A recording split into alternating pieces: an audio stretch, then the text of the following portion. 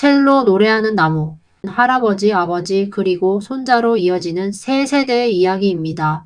할아버지는 나무를 심고 가꾸는 사람이었습니다. 아버지는 나무로 첼로를 만들었습니다. 소녀는 숲의 소리를 들으며 성장합니다. 어느 날 소녀는 아버지가 만든 첼로 소리에 마음을 빼앗깁니다. 소녀는 계절이 바뀌는 동안 조금씩 성장합니다. 소녀는 자신의 손에 있는 악기가 할아버지, 아버지, 그리고 자신의 미래가 모두 담긴 생명이라는 것을 깨닫습니다. 이 그림책은 투명한 수채화로 나무의 결과 첼로의 울림을 시각적으로 표현합니다. 각 장면마다 계절의 변화가 담겨 있어 시간의 흐름과 성장의 과정을 자연스럽게 보여줍니다. 이 책은 단순히 첼로에 관한 이야기가 아닙니다. 할아버지에게는 나무를 가꾸는 일, 아버지에게는 악기를 만드는 일, 소년에게는 자신만의 길을 찾는 일이 각자의 인생이었습니다. 우리 모두가 누군가로부터 받은 것을 다음 세대에 전해주는 존재임을 따뜻하게 이야기합니다. 형태는 변하지만 본질은 이어지는 생명의 연속성. 그것이 이 책이 전하는 아름다운 메시지입니다.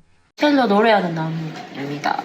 이게 내지 작업인 거예요. 바이올린 통 안에 아기가 있어요. 최하프이기 때문에 컬러로만 포인트를 준 것 같아요. 이 사람 그림은 대비가 명확하거든요. 이렇게 계속 그다음에 아버지는 바이올린과 첼로 만드는 일을 했고 조용했고 공방에서 항상 이렇게 깎고 이 나무 저 나무 공방에 나무 판자가 많았고 할아버지가 키운 나무도 있을 것이다. 그죠?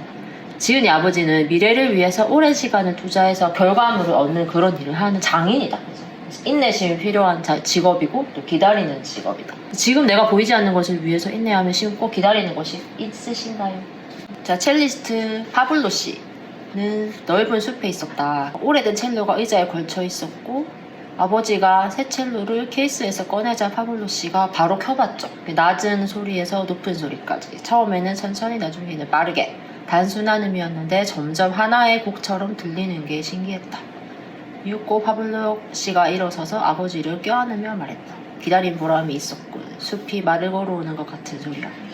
아버지는 뭐요? 이러고 있죠, 그죠? 그래서 할아버지가 심은 나무는 아버지가 만든 첼로가 되고, 그리고 나는 이제 그 소리를 듣는 사람이 됐어요.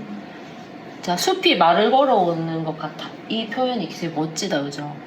색깔이 이제 파란색, 차가운 느낌이죠. 나는 혼자서 숲에 자주 갔다. 여름 숲은 고요하지만 쓸쓸하진 않다. 여름이라서 저렇게 파란색 톤으로 한 것 같아요. 시원하라고. 나뭇가지와 잎사이로 작은 하늘이 흘러넘친다. 시내가 하늘 조각을 반짝반짝 비추며 졸졸 노래한다. 자, 시적인 표현이다, 그죠? 문장들이. 가끔 나지막한 음정이 어긋난 산비둘기의 옹알이도 들린다. 그럴 때면 할아버지가 어디인가 있는 것 같았다. 멀리서 천둥 소리가 나면 새들은 한꺼번에 같은 방향으로 날아올렸다. 그래서 이 사람이 어릴 때 이 숲에 머물렀던 기억을 자연의 소리가 음악이 되고 그것은 내가 할아버지를 떠올릴 수 있는 그런 수단이 되는 거예요. 그리고 지금 우리 입장에서는 이 소리를 눈으로 보는 그림체까지 지금 된 거예요. 계절이 바뀌었어요. 이 그림에서도 새가 파란색으로 그려져 있고 우리 이제 단풍 컬러가 있죠. 그 대비를 계속 주는 스타일이에요. 이 사람 그림. 자연을 그려보기. 가장 인상 깊었던 해의 계절 아니면 자연의 소리로 감동받았던 느낌을 그때의 컬러를 사용해서 그림으로 표현하기. 크리스마스가 가까워지고 있다 해서 이제 계절이 겨울로 넘어갔어요. 그래서 숲에서 크리스마스 장식할 것들을 찾으러 이제 갔어요. 나는. 그 구루터기 하나가 눈 속에서 얼굴을 내밀고 있었다. 가까이 가보니 나이테가 또렷이 보였다. 그래서 이렇게 막 세어보니까 100까지 세고 다 못 셌다 이 말이에요. 그러면은 100년 이상 살다가 이제 배워진 거다. 그리고 눈이 내리기 시작했다. 어떤 마음이 들까요? 100년을 넘게 살다가 배워진 이 나무. 그래서 구루터기의 나무는 이제 어디로 갔을까? 자, 얘한테는 이 숲 자체가 음악이에요. 이 구루터기 하나를 통해서 얘는 존재의 무상함도 느끼고 또 자연의 순환을 보여주기도 합니다. 그래서 자연과 음악과 소년이 이제 하나가 되고 이거는 겨울이죠, 그죠? 겨울은 힘들잖아요, 추워서. 그래서 얘는 지금 이 성장통을 겪고 있는 거예요. 이 나무를 통해서 이제 계속 고민 중이에요. 계속 성장을. 쟤 좀 거대하네. 네. 성장통을 겪고 있어요. 자, 숲에서 나무를 베는 남자들이 실어낸 것은 나무가 아니라 나였다. 내가 잔 거예요, 그 구루터기 위에서. 나는 구루터기 위에서 잠이 들고 말았다. 눈을 떠보니 어머니가 머리맡 의자에서 졸고 있었다. 크리스마스 트리에는 내가 주워온 나무 열매가 달려 있었다. 공방에 불이 켜져 있었다. 아버지는 작업대에서 일을 하다 내가 온 것을 보고는 말없이 껴안아 주셨다. 여기도 컬러가 대비죠. 안에는 아버지가 있는 곳은 따뜻한 느낌, 내가 있는 곳은 차가운 느낌. 자, 현실 내 집으로 돌아온 소녀는 아버지를 만나서 뭘 했을까요? 아버지가 갖고 있던 것은 어린이용 첼로판이었다. 내 첼로였다. 크리스마스 선물로 주려고 했는데 주문받은 일이 바빠서 늦어버렸다며 아버지는 쑥스러운 듯이 웃었다. 작업대 위에 하얀 첼로판을 나는 조심스럽게 어루만졌다. 아버지는 알고 있었나 보다. 교회에서 파블로시의 연주를 듣고서 내가 첼로의 마음을 빼앗겼다는 것을. 아버지는 일이 끝난 뒤에 밤에 짬을 내어 내 첼로를 만들고 있었다. 제가 깜짝 선물이긴 하죠. 이 이야기의 정황상 보면 아까 그 베어진 나무는 내 첼로예요. 첼로판을 다듬는 소리가 들리는 밤에는 다음날 아침이 기다려졌다. 난 아버지가 일어나기 전에 몰래 공방에 가서 만들다만 첼로를 쓰다듬곤 했다. 난 하얀 나무판이 아버지의 손에서 조금씩 내 첼로가 되어갔다. 울림판에 새겨진 F자 모양의 울림 구멍은 몸의 들풀처럼 자유롭고 현을 묶는 줄감개의 곡선은 백조처럼 아름다웠다. 계속 악기를 자연에 비유를 하고 있어요. 그리고 봄이 왔다는 걸 암시하고 있어요. 아버지는 니스를 발라 말린 후 다시 바르는 작업을 되풀이했다. 가문비나무와 단풍나무의 결이 얇은 니스 막너머로 떠올랐다. 이건 그 나무만이 가지고 있는 소리의 형태라고 아버지는 말했다. 자, 소년이 아버지를 바라보는 모습이 엄청 아빠를 좋아하는 그런 포즈다, 그죠? 그림에 쓰세요, 저런 포즈.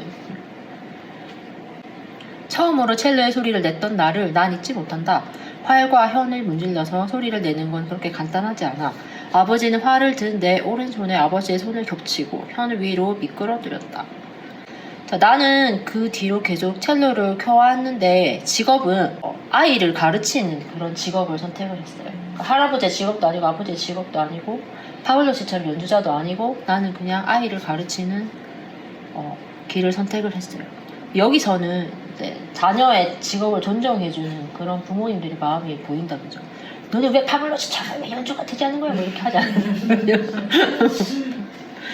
그리고 이 그림을 그린 사람이 이렇게 남겼어요. 나무를 그려왔다고 자기는, 그죠? 스케치북에다가 나무를 이렇게 그렸는데 음악이 들려왔다. 그래서 아주 작은 소리였지만 그 소리를 열심히 들으려고 노력하며 이 책을 그렸습니다.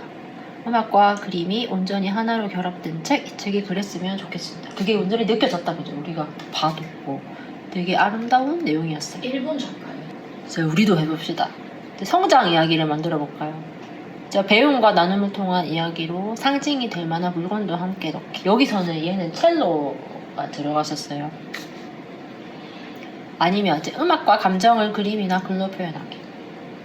이 사람은 하나로 묶었어요, 걔네들을. 그럼 여러분들이 어떤 관심 있는 이런 게 있을 거잖아요. 이 사람은 음악과 나무라고 그랬어요. 그래서 이런 그림을 그렸는데 나도 음악이 좋다 하면 나도 음악과 글을 연결해서 이렇게 써볼 수 있고 나는 자연에서 특정 꽃이 좋더라. 그럼 걔랑 이제 내 삶의 여기서 첼로 꽃이랑 어떤 물건이랑 그림이랑 이렇게 해서 하나로 이렇게 탁 나오게 하는 그런 게 있을 수도 있고. 그리고 세대로 내려오는 장인 정신에 대한 그림이나 글을 만들고